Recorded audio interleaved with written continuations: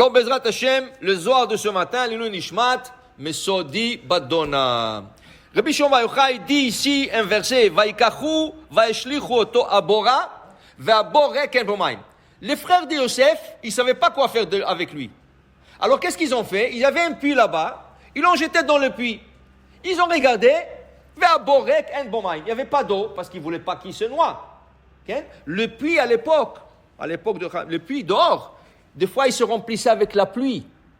Okay? Alors, ils ne voulaient pas le noyer, Haz Shalom. Alors, qu'est-ce qu'ils ont dit?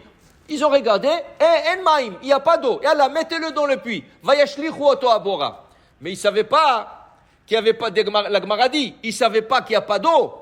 Oui, ça, ils ont vu. Mais ils n'ont pas vu qu'il y avait plein de serpents et de scorpions là-bas. Et s'il aurait fait un faux mouvement, il aurait mordu. Il aurait tué. Okay?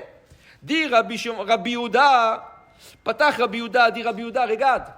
Qu'est-ce qui a sauvé Yosef? Qu'est-ce qui a sauvé Yosef de ce serpent et ce scorpion? Sa Torah.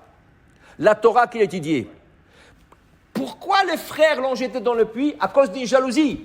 Quelle était la jalousie? Oui, ils racontaient les rêves, mais c'est pas ça. C'est pas ça. Ça, c'est rien que le déclenchement de toute l'affaire. Mais c'est quoi la jalousie? Comment elle a commencé?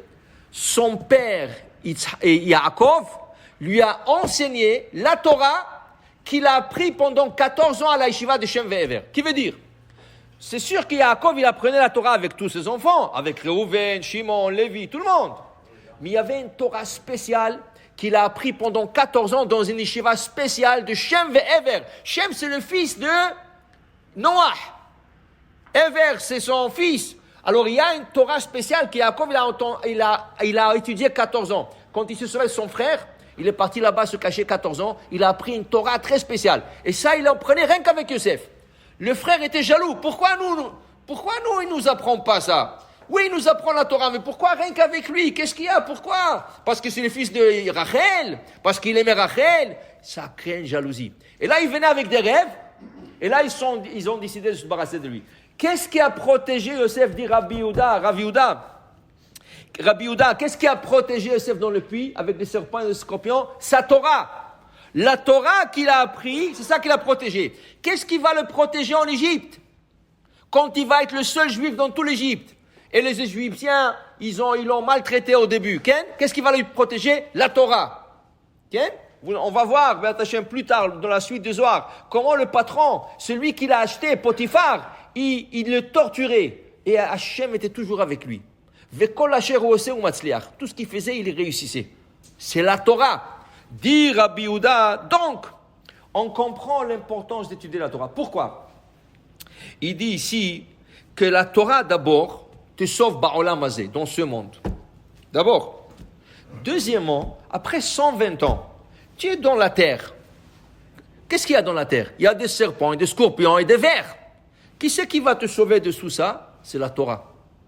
La Torah te sauve de tout ça. Alors même quand tu es sous terre, la Torah te protège. Et quand ta neshama monte en haut, elle doit donner compte rendu, il y a des malachim qui veulent faire mal et tout ça. La Torah, stop. Celui-là, il a étudié la Torah. Tu ne peux pas le toucher. Tu comprends, la Torah est là. Alors il dit, c'est ça qu'il disait le roi Salomon.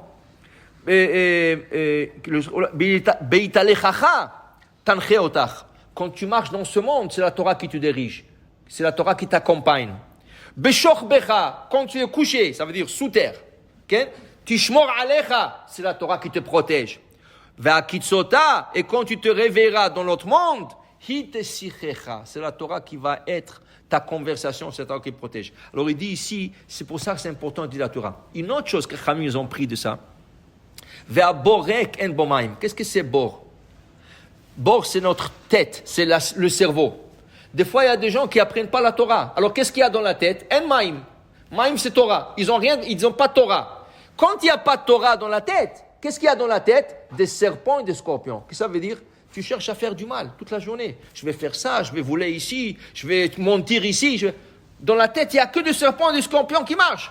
Tu remplis la tête avec Torah, qu'est-ce qui arrive? Les serpents, ils ne peuvent pas vivre dans l'eau. Alors, qu'est-ce qu'ils font? Ils flottent, et ils sortent du puits. Et là, le puits reste plein d'eau.